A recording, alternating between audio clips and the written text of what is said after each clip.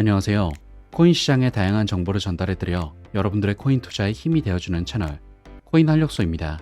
정보 전달해드리기 전에 영상 하단의 고정 댓글 보시면 저희가 무료로 운영하는 소통방인 카톡방과 텔레그램방 링크가 있습니다.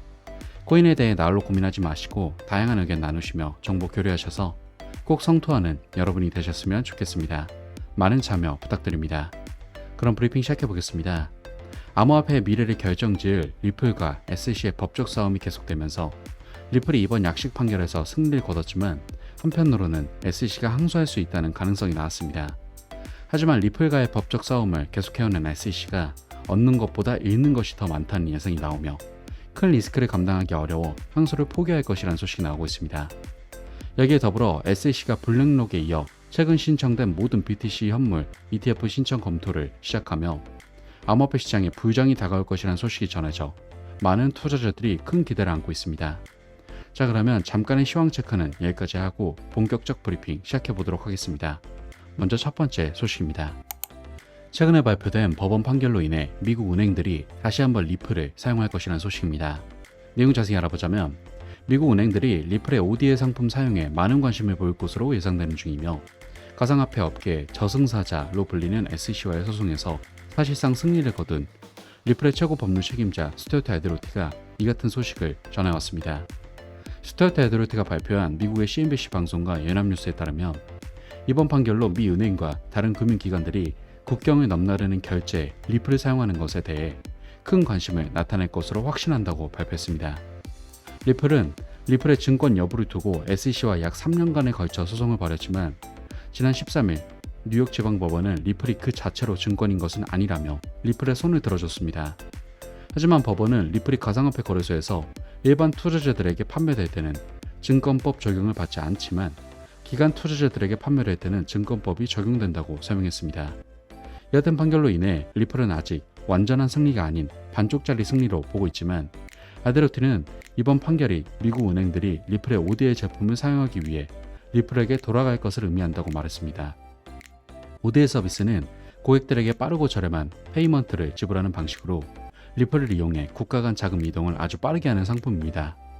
에드로티는 이번 결정으로 금융기관 고객이나 잠재 고객이 적어도 국경을 넘어 자금을 이동하는 데 있어 실질적인 문제가 무엇인지에 대한 대화를 시작할 수 있기를 희망한다고 말했으며 이번 분기에 미국에서 고객들과 많은 대화가 이뤄지길 바라고 이런 대화 중 일부가 실제로 비즈니스로 전환되기를 바란다고 기대했습니다. 한편 게리 겐슬러 SEC 위원장은 리플이 증권법을 일부 위반하지 않았다는 법원의 판결에 실망했다고 말하면서 우리는 법원의 판결을 여전히 검토하고 있다며 리플이 기관 투자자에게 직접 판매해 증권법을 위반했다는 판결에 대해서는 만족한다고 말했습니다. SEC는 최근 다른 가상화폐의 증권성 여부를 두고도 미국 최대 가상화폐 거래소 코인베이스 등을 상대로 이미 소송을 제기한 상태여서 이번 판결이 다른 소송에도 영향을 줄 것으로 예상되며 하루빨리 리플이 승기를 잡고 다른 소송 사건들 역시 빠르게 마무리돼야 한다는 목소리가 커지고 있습니다. 다음 소식입니다. SEC가 리플과의 최근 판결에 대해 항소할 것이라는 소식이 무마될 것이라는 소식입니다. 내용을 알아보자면 리플 변호사 제레미 오건은 최근 리플과 SEC의 소송에서 리플이 부분 승소를 거둔 것과 관련해 SEC가 항소하지 않을 것이라고 주장했습니다. 이어서 호건 변호사는 내가 본 대부분의 변호사들은 SEC가 항소할 것이라고 생각하지만 나는 리플과 SEC 양측 모두 항소하지 않을 것이라고 생각한다고 말했는데 여기서 간단히 정리해보자면 SEC가 아닌 리플 또한 항소하지 않을 것이란 추측은 원만한 합의가 이뤄질 수 있다 이렇게 볼 수 있어 합의에 대한 가능성이 점점 커져가고 있습니다.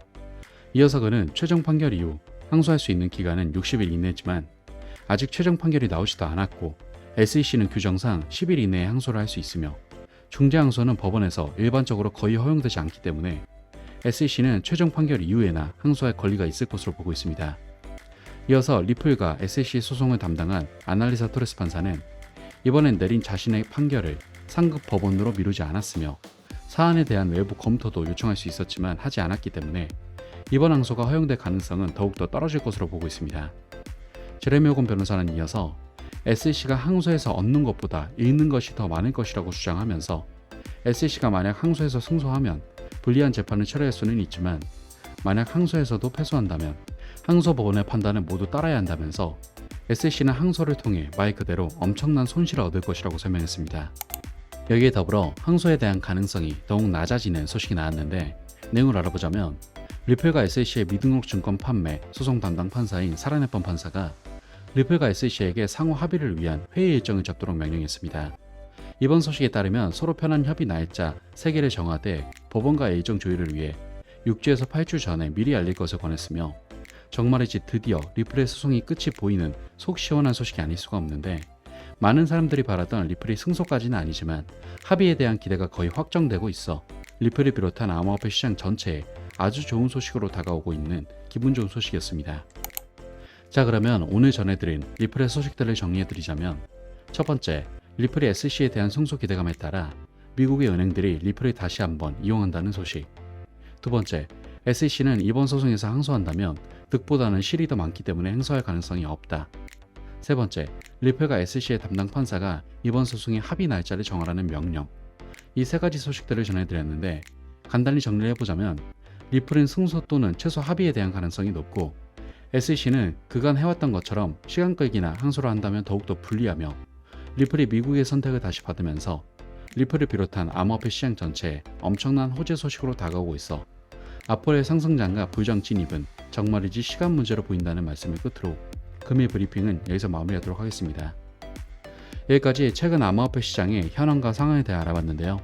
저희 채널 영상도 영상이지만 이 같은 시장에 대한 정보와 이슈를 잘 몰라서 투자하기 힘드신 분들은 영상 아래 고정 댓글 링크에 들어오시면 시장의 시황 체크를 비롯한 여러 코인들의 정보를 일체 유료 정보례 없이 코인 투자자들끼리 정보 공유가 가능하기 때문에 부담 없이 자유롭게 정보 교류하시면서 조금이나마 도움되시길 바라겠습니다. 많은 참여 부탁드립니다. 감사합니다.